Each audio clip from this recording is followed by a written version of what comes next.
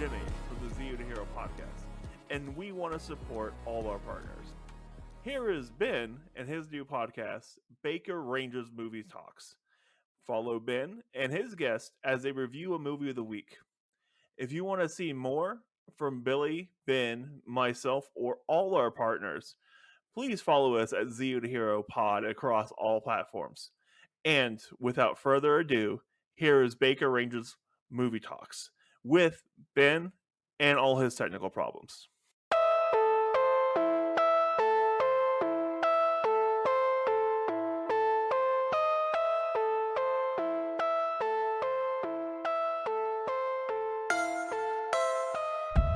Hi, and welcome to Bakerrangers. Welcome to Bakerrangers Movie Talks. This is a place where we can talk about movies, movies that we love, and have a good time.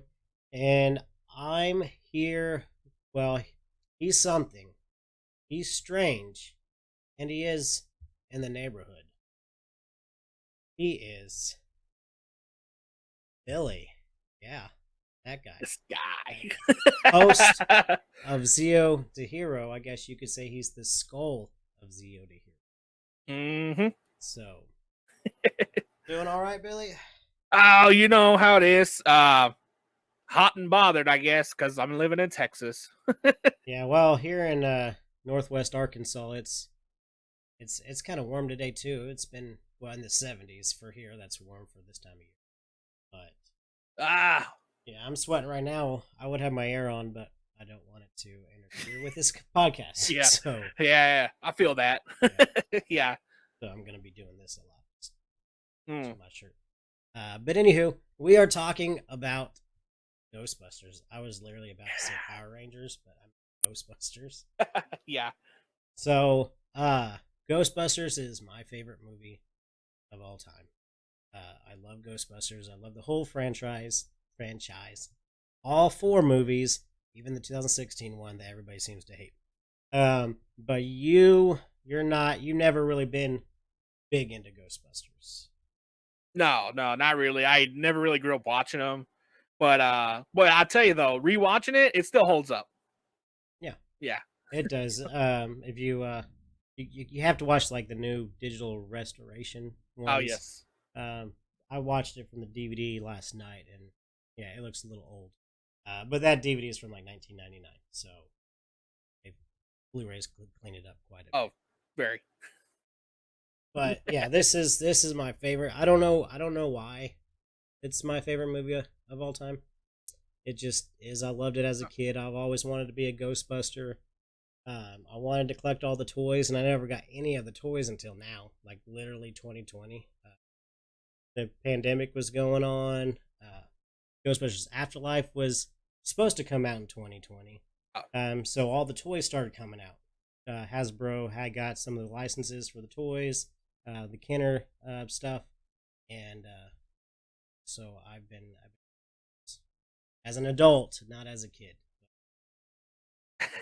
So, hey, when you're an adult, you have all that money now, so like you can actually spend money on toy collection. That's true. Not as a kid, because as a kid you had to work, fit that into your parents' budget. Which my parents' budget was nothing. Same here. So I think we did get, like, when I was a kid, I did get a lightsaber maybe once. I'm not quite sure. Oh, We had some toys and stuff, but not like all the kids had the proton packs for Ghostbusters. Yeah. I had a friend that had the Ecto one, which I recently got because they recently released the older Ecto one Kenner like redos. But I never got it as kids. So. Man, our mom and dad kind of plotted us. They would buy me and Jimmy some like little decorative swords and stuff, and be like, "Hey, can you go out in the back and swing those swords around and chop down the the grass?" So that was us. But yeah, I saw that you were building an Ecto one too. Oh yes. So through Hero, this is not a plug. I don't get paid for this, but through Hero Collector Eagle Moss, they have a subscription service where you basically put the Ecto one together. I've been working on it for about 2 years. I pause it here and there, and because of COVID and and the whole shipping issues that Yeah. that's been going on the last few years. And a lot of people are going to be asking, why 2 years? Well, in fact, they will ship you every month. I get like every month, right? They'll send you a new piece. Yeah, you get four kits a week, and I think there's a total of like 140 something. Okay, I'm not quite sure. 130 something. Yeah, it's literally like if you do it every month straight with no breaks, I think it's like 2.5 years, 2.5, 3 years. Okay, see people that are listening, that's why it takes 2 years to complete it. But this is a 1/8 scale, Mhm. and it is huge. It is heavy. You literally put this thing almost like you're building a car. Minus a few obvious things. It's not going to run. Like, it's not going to move on its own. But it's got lights and sounds. It's like I just see the carcass of it right now because I'm working on I just now started the body, the last shipment, which was like a month ago. And the electronics, so it's got all these wires. Like, it looks like C-3PO from episode 1 right now. Oh, right now. It's a beauty. Like for people that might not know scaling, so 1/8 is basically you take 8 of these things and it equals out to the length of 1 ecto. Yeah, so you take eight of them long, and then 8 of them wide, and then 8 of them high. So technically, it would take like 64. No, wait, 64 times. I don't know how the math is, but it actually takes, like, even though it's 1/8 scale, it's not just get 8 of these and you get a full ecto 1. It still takes a lot. It's 8 one way, 8 one way, 8 in 3 dimensions. Exactly. 3-dimensional here. Until we go 2 to so.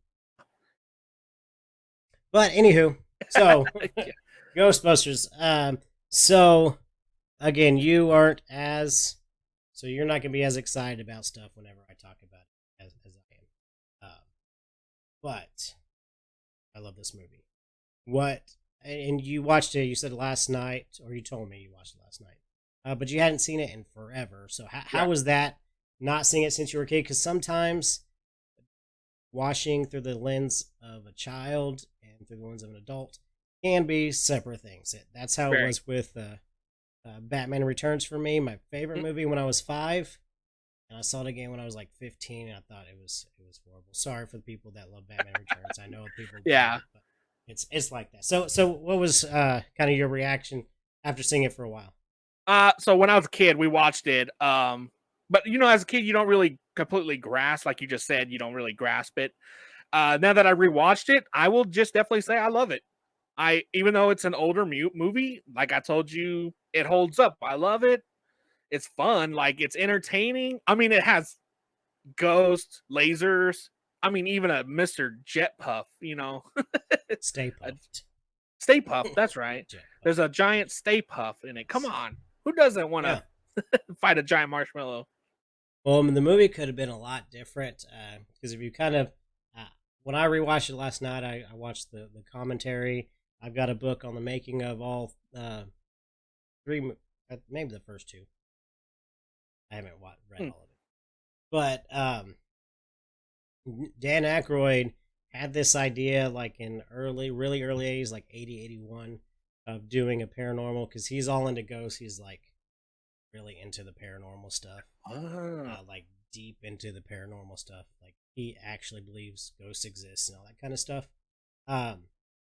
So it was going to be more of a multi-dimensional sci-fi where there's different dimensions, different time and space, and ghosts everywhere. And the Ghostbusters, or at first they were called the Ghost Smashers, there were already teams of Ghost Smashers around, and they were just fighting ghosts.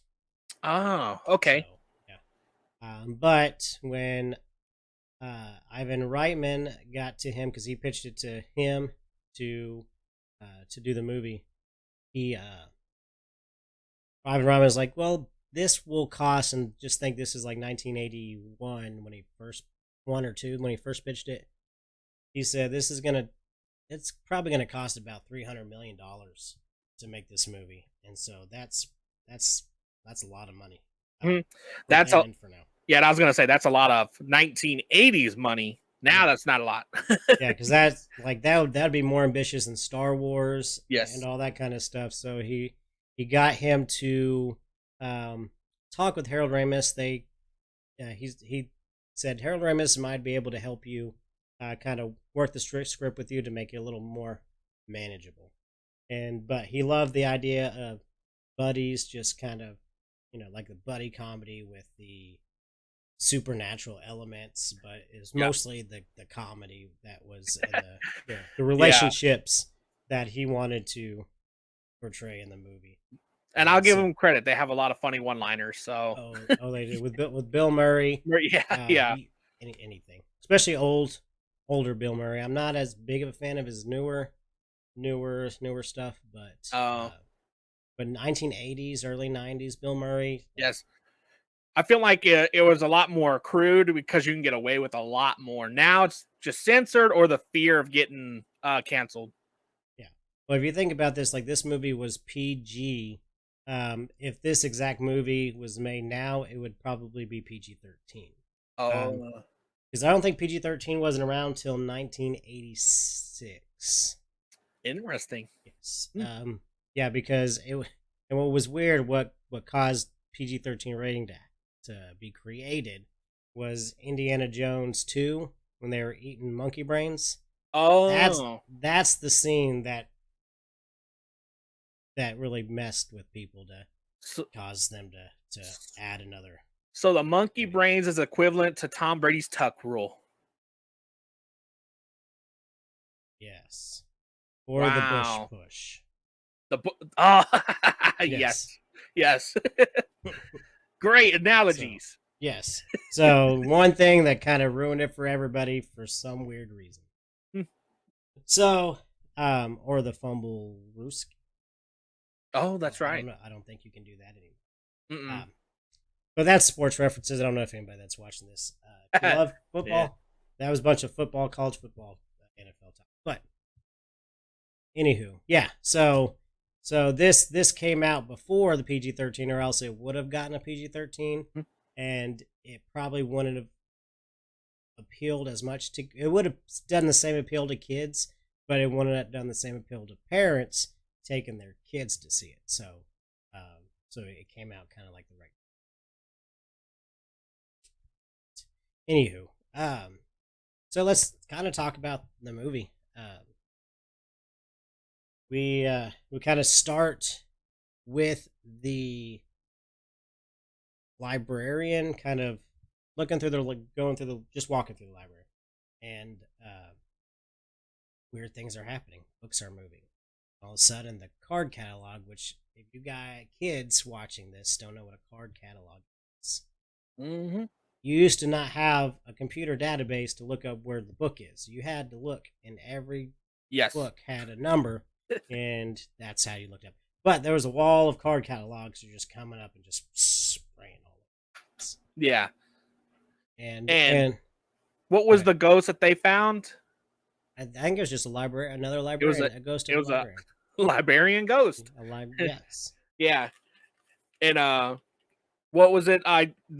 They were not Ghostbusters. They were like amateurs in the beginning. They were just like friends with like basic tools to do it. Yeah, well, a lot of it was stuff that they used from Columbia University because Peter Venkman, who's Bill Murray's character, he was a scientist there. I don't know what he was a scientist like. I don't know what he did besides shock therapy, but true. So they basically just borrowed stuff from the school. So whenever they got fired, or he got fired, they essentially didn't have access to his stuff anymore. So they had to go do it themselves. What were the three main characters in the beginning? I know there was Peter, Igor, and then what was the other guy? Igor. Yes, Mr. Frankenstein. Dr. Frankenstein. No. Igor is Frankenstein's assistant. Egon. Oh, my bad. My bad. Egon, Peter, and then there was a third guy. And I can't Ray. remember his name either. Ray. Okay. Oh, that's right. Because he says Ray all the time. Yeah. Ray was my favorite Ghostbuster. I had 2 older brothers. I wasn't born yet when the movie came out. Mm-hmm. But whenever I was younger, like 3, I had 2. My little brother wasn't born yet till 90. So me and my 2 older brothers, we were basically played as the Ghostbusters. My oldest brother was Egon because the oldest brother has to be the smartest. My older brother was Peter because he thought he was cool, and I was Ray. So that's how we did it. Ah. So. All right. Yeah. So Peter, Egon, and Ray, not Igor. Then I guess they could have Igor in later because I'm sure they could have like a Frankenstein thing. But well, they can't because Frankenstein is a property of Universal. So. Oh. Dang. Yeah. So like they find this thing, and I love the questions they're asking the librarian on that's kind of like on the table, just like random questions, and like they're like how are these Alice menstruating right now? Yeah, are you menstruating? And he's like, how is this relevant? He's like, I'm a doctor. He's like, back off, man. I'm a scientist. I'm a scientist. Yeah. But then they find it, and they find ectoplasm on the card files, the card catalogs, and they get a sample. They see this thing. It's a what they call it, a full torso apparition. Yeah, full torso, and then they tried to speak to it. Yes, they didn't have, and they didn't have any tools for anything, so like they didn't know how to trap one. They're just like, yeah, there's a ghost. What are we gonna do? Like, they went to go find a ghost. They found a ghost, but they didn't have a plan for. Yeah, they didn't have a plan to see the ghost. Yeah. Now the only thing I really recognized in that whole scene was the PKE meter. Yes. And that's the only thing I really recognize from the whole series in that scene. Well, I think that's the only thing that they had made from whenever they were at the university. Well, technically he hadn't got fired yet at this point. It was after this that he got fired. But I guess they were able to make that. But at this point, yeah, they didn't know how to catch it. So Ray's smart idea was get her. They were just gonna run and try to grab a ghost like that was going to do anything. Yeah. So she scared the crap out of them. They just ran off. Right. And then when they get back to the university, they find out that they have lost all their resources are gone. Everything gone. So then they have to find somewhere else. Yeah. Which then becomes the iconic old firehouse that they find. Yeah, Peter convinced Ray to do like I don't know how many mortgages on his parents' house. And that's what helped them to fund buying that old fire station. Oh, interesting. Didn't know that. There was a scene in the movie. Oh, must have looked away. Remember when Egon was like, just in the first year alone, your interest payment comes to however many $1,000. Oh my God. Okay. It was a lot of money. Jeez. They just rushed it. It was like, hey, let's just get the money. We'll make some lots of money, so you'll make. Back.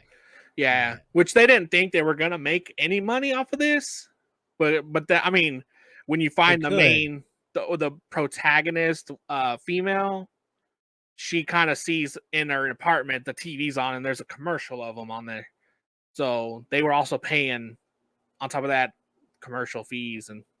Yeah. So yeah, they bought the firehouse. They got the commercial shot and filmed and all that kind of stuff. So, they were out of a lot of money pretty darn quick. In fact, they didn't really have their first actual call until they ran out of money.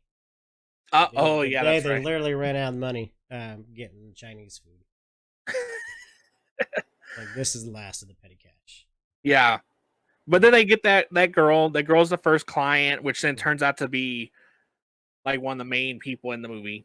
Yeah. Sigourney Weaver is Dana Bryant, and she really wanted to be in this role because before this, she was like an alien. She was in like more serious stuff, so she wanted to do like a comedy. And what's kind of funny is in her audition for the movie, because she knew that Dana was gonna become Zool and turn to a dog. So her audition was kind of like her pretending to be a dog, and that won them over. Like That she won got them on over. all fours on the table and started like acting like a dog, barking and everything. Dang. And she got the part. So Well, she fit it. She fit it very well. yeah. Yeah. It what's interesting too with the casting is originally when Dan Aykroyd originally had the plan. Dan Aykroyd plays Ray. When he originally thought of the idea of Ghostbusters, it was Ghost Smashers at the time. It was gonna be a vehicle for him and what's his name again? I just forgot his name. I just forgot his first name, Belushi. Oh, Jim Belushi? Not Jim. His brother. Oh, dang. Anywho, because they were the Blues Brothers and stuff. So it was originally for him. It was gonna be him, John Belushi. That's what it is. John That's Belushi, right. and Eddie Murphy. So it was gonna be the three of them. Like that's what it was Ooh. gonna be. And the Egon character was, I guess nobody really knows who that was originally supposed to be.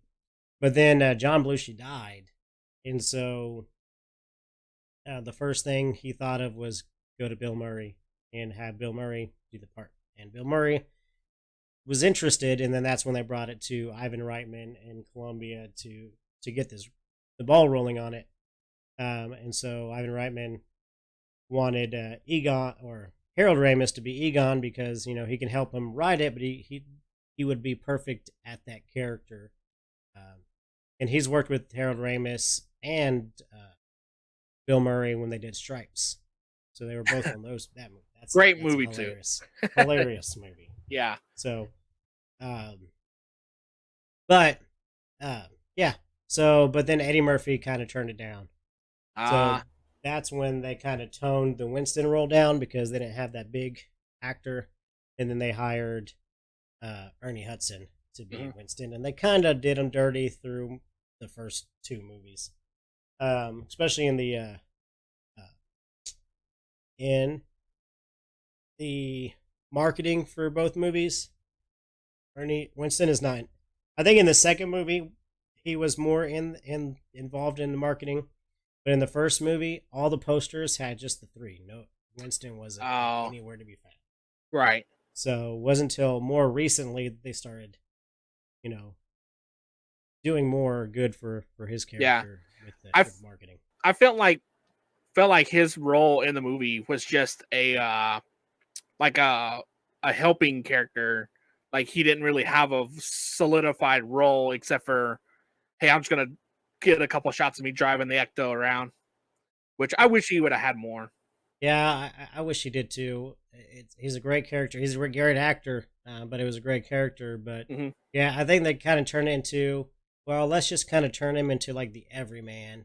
Yeah. And so like he is us as the audience, so he's kind of like watching it as we're watching it. So he's kind of like that character of the movie. He answered a job listing and got hired immediately as a dude just come off the street. So yeah, he just needed a job. And he got one. Annie Potts played Janine Melnitz. Yeah, and the receptionist. Yeah, perfect role. and I think that's before she kind of got big because that was before Designing Women. Because that's what got her big. So it was kind of one of her early movie roles. But yeah, it was like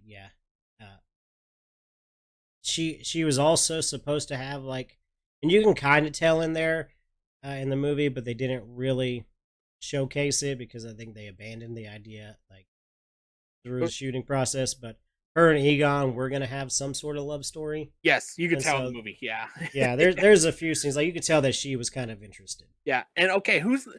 I keep forgetting his name, but there's a character in the movie that's the neighbor of Dana, Lewis. Yes. The guy that got to play him, I cannot remember his name. Rick Moranis. Perfect. Like this dude is just off the wall nerdy and just like killed that part, Lewis. Yeah, well, he kind of rewrote the part a little bit that way because they didn't know how they wanted that character to be because they originally hired John Candy to be Lewis. Okay. But then John Candy was wanting to do something different. He's like, maybe I could do with a German accent and have 2 Rottweilers or stuff like that. So there's like, maybe, I don't know. We don't know. And eventually he just like, never mind. I don't want to do this part.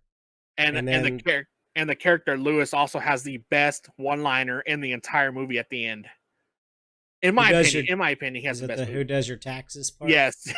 Who does your taxes? After the whole ordeal, just worried about his taxes. Well, that first shot, well, not the first time you see him, but whenever he gets kind of taken over from the Keymaster. The Keymaster, the dog. I forgot Vince Clortho. You know, he's having a party for clients, and it's a huge one shot too. Like it's really kind of like it just shows how good he is in that character. It was just all one take until he gets taken or the dog comes out. But you know, he's talking about how because you know he's an accountant. He's like, I bought all this this food from Nova Scotia and all this, and it's like that's why I invited clients instead of friends, so I can write it off as a business expense. Yeah. So, yeah, he's like, this is Nova Scotian fish. I got it for a discount. Yeah. I got acetylsalicylic acid. It's generic, but it's better. Yeah, I get 600 of these for the price of 300 of the other ones. Yeah. The dude killed it. I love Rick Moranis and every role he's ever had. But yes, and he's coming back as because Disney Plus is going to do a Honey I Shrunk the Kids show, and he's going to be in it. No, that's cool. It's going to be like his first actual role since retiring. Yes. So not counting the Mint Mobile commercial. Oh. So now we're talking about now that we do mention Lewis, and then he's the neighbor of Dana. So the building that they live in is actually the main center of where like this portal opens up. And there's 2 dogs, like you said, on the top that are statues that come to life. And one is the Keymaster and one is the Gatekeeper. And they cannot get together. If they do, they open the portal for the end times. Yes. And Gatekeeper and Keymaster, that is definitely not an innuendo. No, nothing. Even so they had to never mind. He had to stick the key into the gate in order for the gate to open. Yes. Okay. That would. Yeah. Anywho, yeah. So sorry, I just had to. Oh yeah. So just setting up the story, like Lewis actually gets taken over after running, and one really funny scene is where he's talking to the horse, and he's like, "Are you the gatekeeper?" Talking to the horse, Man. But he actually ends up in the possession of the Ghostbusters after the hospital wouldn't take him and the police department wouldn't take him. So the police drop possessed Lewis off of the Ghostbusters, which then they find out that he's the Keymaster and Zool is the Gatekeeper. And then that's when Finkman finds that out. So they're like, well, we can't get them together. And sure enough, the EPA gets involved. I can't remember his character, but I hated that guy. He was just a prick. I did forget his name. Yeah, it was anywho, yeah. Yeah, so he comes in and he's also the guy off of Die Hard. No. He's the news reporter guy that was just yeah. Well, he fits the role. So, so he comes in with the court order and basically all the hard work the Ghostbusters have put in by encasing these ghosts and anomalies in a laser grid. He comes in and basically shuts them off, and in that chaos ensues. Yes, because everything they ever trapped is out. Haunting and scaring and freaking everybody out, and it opens up the door for Dana and Lewis, or Gatekeeper and Keymaster, Zool and Vince Clortho, to come together to help summon Gozer. Yes. And you only get, what, not even 5 minutes of her on the screen? Not a whole lot. Because, well, the first half of the movie is just you kind of seeing how the Ghostbusters became Ghostbusters. Yes. Like the whole story of Gozer. You don't really know until about that time. Because you know that her house is haunted. They just don't know, or not her building is kind of haunted. There's something that has to do with it. And then all of a sudden, the dogs come out and possess them. And then, while they're in jail, that's when they kind of put it all together. Hey, the building was what was that called? The architect that designed the building was a guy named Ivo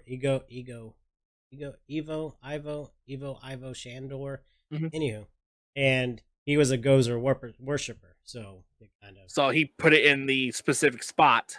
Yes. For it. And to circle back, the Ghostbusters are in jail because they violated a lot of EPA, Environmental Protection Agency's laws. And yes, that's why if they really did, I don't think they would just go to just a random jail. But for movie sakes. Yeah. And then you had Carl Winslow was an officer there. Oh, yeah.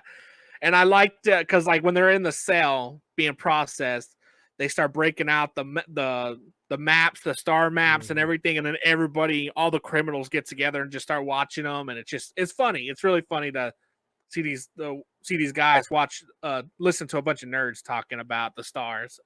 Yeah, because they don't care, but like, hey, this is kind of interesting. They're talking about ghosts and and then spirits.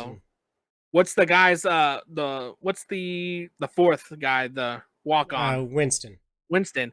So he basically just denounces his Ghostbusters relationship, and he's like, I want out.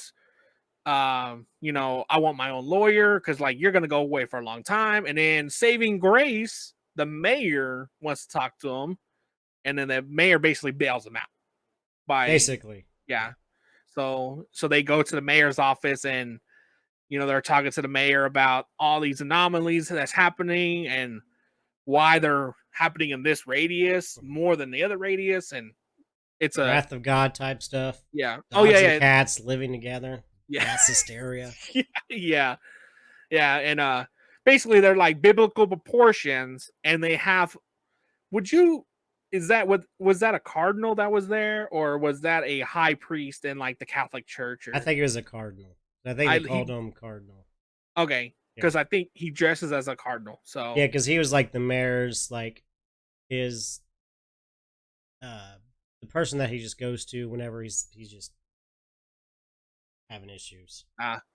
So he comes in, basically tells them that the church doesn't want nothing to do with this, and so the mayor basically has to rely on the Ghostbusters. So then that's when the whole army gets. This is my question though. The military gets involved. Did they do martial law for the city, or? So it was kind of I don't know if it was in a deleted scene or not. So when the mayor asks, what do you want from me? They basically ask, hey, we need an escort from police. It's probably the National Guard. Okay. And it was just an escort. They just escorted them so they can quickly and safely get there without being barraged, I guess. Gotcha. I don't really what they expected the police and the military to do fighting a ghost. Yeah, when exactly. they were already kind of experienced now. They caught a lot of ghosts and yeah. But it was just a kind of a fun scene, I guess. To be able to, I think, to just have fun and having the police escort you. And the Ecto that they're in has, in my opinion, has the most iconic siren you'll ever hear. You hear the sound and you automatically think Ghostbusters. Yes. Yeah, you don't hear anything like it nowadays. No. And it's iconic. So the whole car it's my dream car. If I was a rich man I would try to find myself in 1959 Cadillac Meteor Miller. I forgot what it's called. And make that up as a. That'd be awesome. But they're really hard to find because they didn't really make a whole lot of those. So. Well, and they're from 1959, so a lot of those type of cars. It's really hard. Yeah, can't find hardly a restored one. But yeah, I like that. That was cool. I love the car. It's perfect for that time period. It fit the Ghostbusters, like their theme. Yeah, and originally, like the Ghostbusters, the Ectomobile was always going to be part of it, even in the original story. But originally, it was going to be like a character of its own, which it kind of is. But it would like be able to like disappear and reappear to like evade cops and stuff. Oh, and be able to go through dimensions and all that kind of stuff. And it was going to be black. And so when they were going to do the movie, the way they did it, they were going to have it black, which was the original color of the car. But the cinematographer is like, hey, in any night scenes, we can't see the car because the car is black. Right. So then they made it white. So I think is I love that it's white. Yeah, I love that it's white. And I love that how it comes back too in Afterlife as well. Yeah, because if the whole car was black, like, yeah, you wouldn't really be able to see any of the features and all that kind of stuff, especially as a Cadillac. Yeah, no, not even. You can't go too dark with a Cadillac. You know. Works good, especially for the Ghost logo is a white ghost on the red background. So it works. It works, yeah. So they go up. I don't know how many flights of stairs because they can't take the elevator. 20 flights. Was it 20 flights? Yeah. Like it was more than that. No, 22 stories. Well, then one more because they had to go up one more step of stairs to get to where the top. Yeah. And then that's where they witness Dana and Lewis becoming dogs. Yeah. And then they successfully summon Gozer. Gozer. Who's this lady with the high top and bubbles all over her. I always thought they were bubbles. I don't know if they were bubbles or not. To me, it looked like a woman just bubbles all over us. Oh, yeah. She looked like, man, who does she look like? It's an artist. I know who you're talking about. The bear, this person that sings Joan Jett? Not Joan Jett. Is it Joan Jett? No. I can't remember the name. Dag nabbit. Anywho, yeah. Kind of. Yeah, I could see. I think I know who you're talking about. Yeah, she the guy would always have like that multicolor rainbow on his face. Oh, you're talking about David Bowie. David Bowie. Bowie.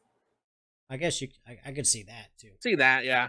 But kind of looks like that style. Okay. It's 80s. Skin. Like you can tell it was 80s. Yeah. Oh yeah, you could definitely tell it's 80s.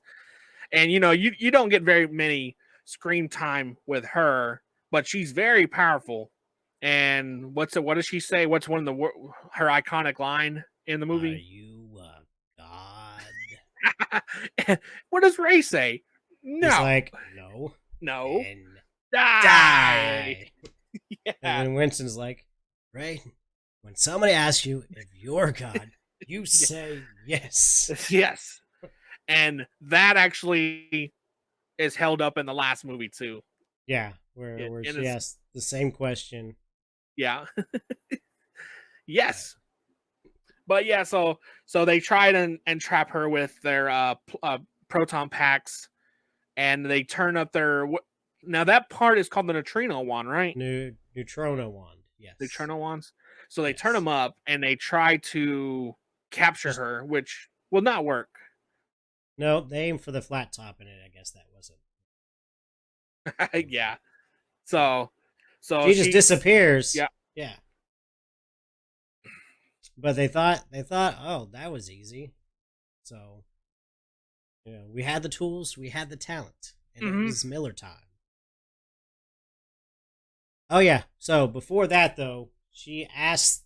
Well, after she disappeared, she asked them to think of the form of or choose the form of the destructor. So who was going to destroy them? Because Gozer, this is not the first time, like, she doesn't dominate the world. She just kind of destroys wherever she's summoned and just takes them out, wipes them out. But she allows the people to choose who they want to destroy them. Interesting. So they try to clear their mind, say, don't think of anything, don't think of anything, don't think of anything. And then you hear, boom, boom. And guess who's the one that thought of something? It's Ray. Yeah. But this is kind of it's kind of hilarious though too, because you're thinking of big monsters come. It's like Godzilla or something really creepy, scary. It's gonna because it's gonna kill everybody, and then it's Stay Puffed Marshmallow, big huge marshmallow going, man. Roar. Yeah. And why did he think of it? Because it was harmless to him. Yes. But it's like, well, me and my dad used to roast marshmallows in Camp Wakanda or whatever. Yeah, yeah. And I guess he didn't think that, maybe Gozer can make a really big version. Mm-hmm. And it does. It comes down and sees them, and I love seeing that angry face on that Stay Puft guy. I think it's amazing. Yeah, so he tries to scale the building, and they shoot him with their proton packs. Doesn't work at first. They have to think of something. It does burn him a little bit, but it's not going to kill him. No, wasn't. So they thought they were going to get wiped out by Marshmallow.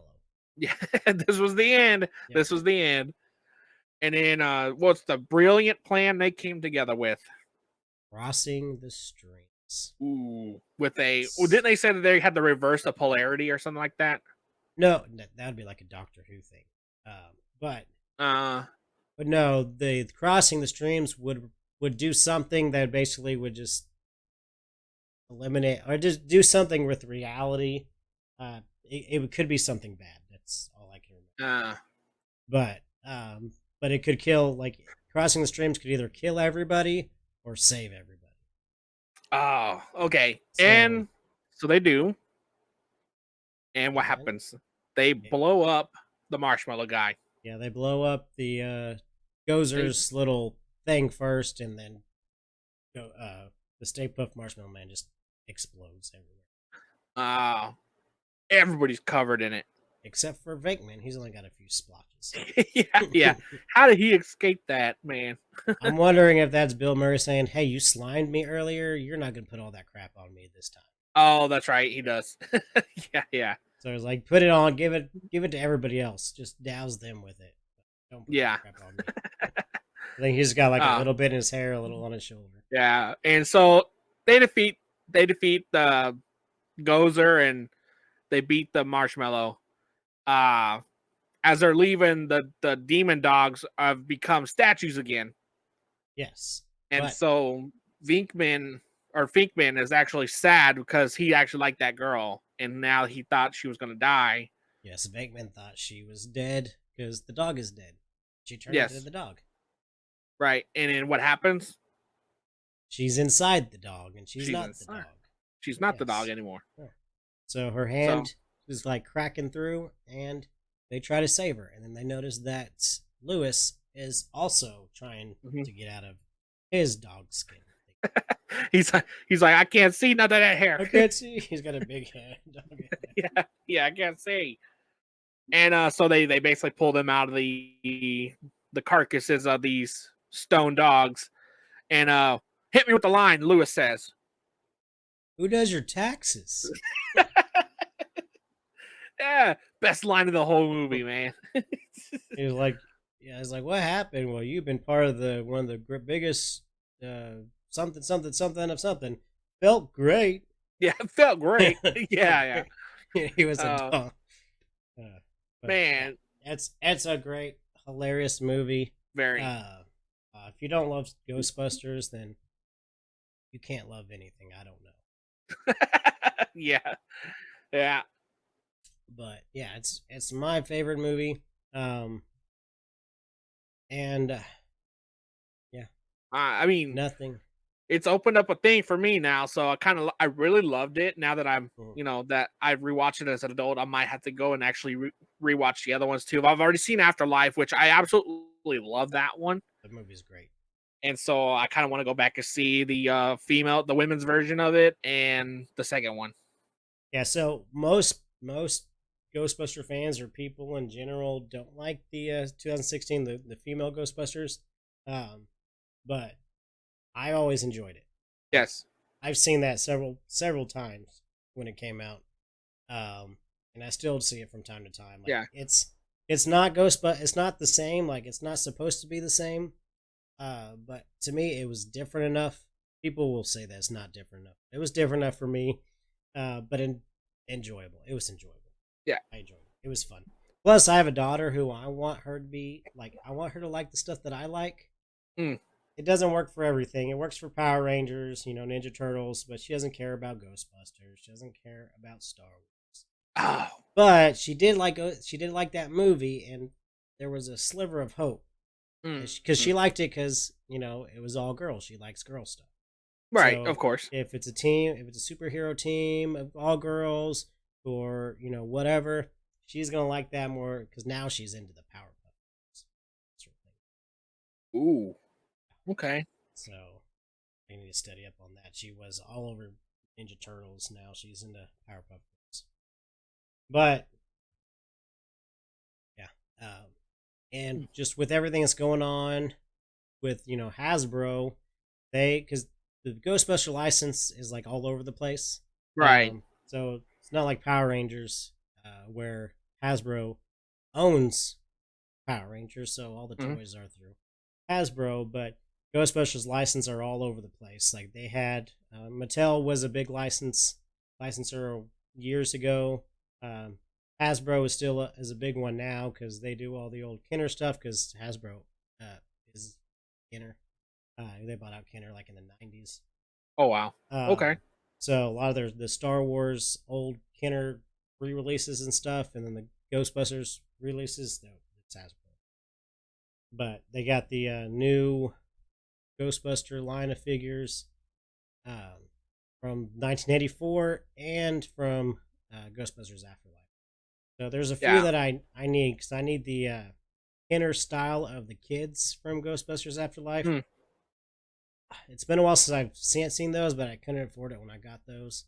But they're also supposed to have the kids in the normal 6-inch figure line, but I think I missed my chance to get those. They also there's a company called Mezco, and Mezco actually released a really awesome 4-pack of the 1984 Ghostbusters with working proton packs that are literally like 1.5 inches tall. You got to look those up. They're pretty pricey, but I love the set. Like I saw one of my buddies with that was showcasing them. Articulation's crazy. They have like little zippers on their suits and everything. You got to look it up. Called from Mezco. Mezco. Yes. Okay, I really need to look that up because I want the proton packs light up on these things. These are like 6-inch figures. Yeah, I think they're 7-inch figures, but they're fully articulated. Their head sculpts are amazing. Like you could tell Ray, But yeah, definitely. Hasbro is trying to do that because they have these ones coming out that I think they're like maybe 7 or 8-inch figures with cloth suits, but they look super cheap. Oh, so I'm not quite sure if I want to get those, but they might be a good size for my Ecto 1 because they don't make 1/8 scale size of Ghostbusters. You would think that Eagle Moss would, since they're doing the model, but no. I think the closest is Mattel several years ago came out with 1/6 size figures. Which went way good with there's a Blitzway 1/6 scale Ecto 1. That thing is huge. It's not a model kit, it's just all in one. Right. It's pieces. You got to put some of the pieces together because it's huge. And so I think those Mattel ones kind of worked with that, but there's not any that are the size for this build. So hopefully somebody will make some so I can have like Ghostbusters and my actual Ecto one. That'd be That would awesome. be super awesome. Oh yeah. Because I won't be done with this thing for another year, so I still got a long way to go. Maybe you could find a place that does 3D printed heads, and we could put our own heads on the figures. Ooh, that would be. Yeah, I'm sure. it'd be like, sure that would be. yeah, like Ben and Billy, Ghostbusting.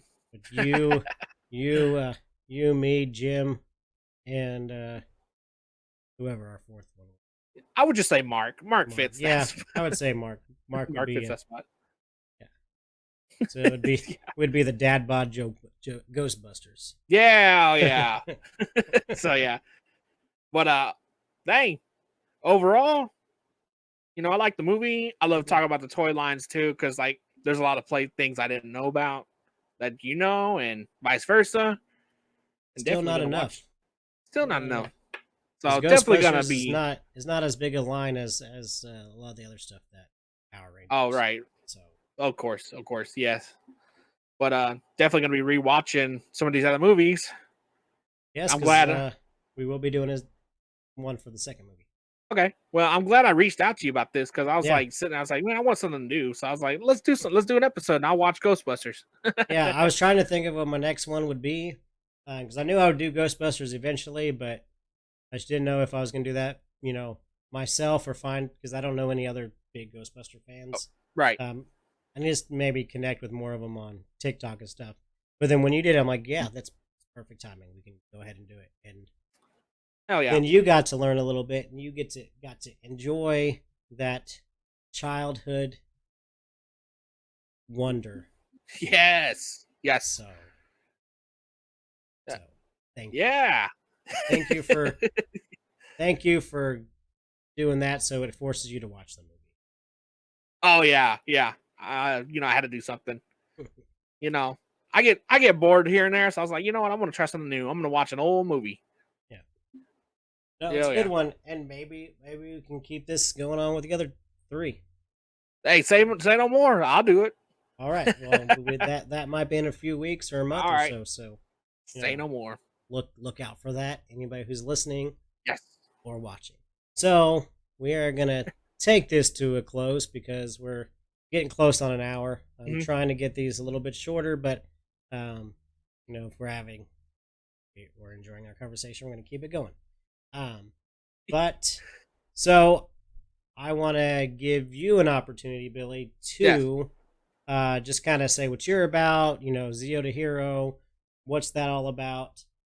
Where they can find you, not physically because you don't want a whole lot of people at your door.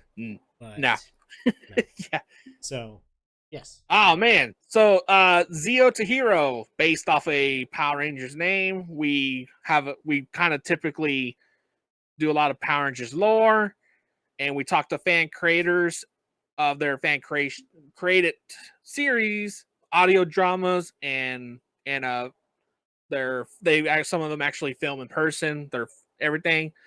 So that's what we're about. We like to talk about from anything. We do everything: Power Rangers to anime to like movies and this stuff. It just depends on how we're feeling for that week, and we like to give everybody a voice, and that's what we're about. And you can find us on our website, zeotohero.com. Zeotohero all across the board for all our social medias like Twitter, Instagram, Facebook. We are all over. You can catch our podcast wherever you find yours at under Zeotohero. You can't miss the logo. It's an elephant head with the pyramid in it because, our favorite character growing up was the Black Mastodon. So we kind of like threw it in there. Definitely shoot us a message if you like us. And if you ever want to find a contact Ben, you can go through us as well. We also do have a merch store that's open, and we're going to see how that works out with some test runs, and then we're going to fully open it to everybody. So definitely can get some shirts made with our logo. And thanks for letting me come on here and taking time out of your day to let me talk to you about Ghost and Ecto ones and Plasma. Yes, not the blood type, but Ecto type. Ecto type. Oh man. Well, thank you for coming to our show. This is what, your Third time. Third time. Yeah. It is your third time. Is it your third time? Uh-huh. Second? Yeah. Yeah, it is your third time. Okay, sorry. I'm getting all Yeah. confused. Yeah. So yeah, it's always fun talking. And again, check out zeotohero, their podcast wherever you find. Well, he already said all that. So Yeah. and I have a link to their link tree. It's on the little scroll below if you're watching this on YouTube. But thank you again. Thank you everybody that's been watching and listening to us. This is our 8th episode now. We're up to like 154 listens and counting. So thank you for everybody that's been listening to us since the beginning to now to in the future. Thank you again. And this is a Power Ranger thing, but I will always end with this. As Zordon would say, may the power protect you. If you enjoyed this episode of Baker Rangers Movie Talk, please check us out on YouTube and wherever you find your podcast. And also check out our host, zeotohero, wherever you find your podcast, at zeotohero.com.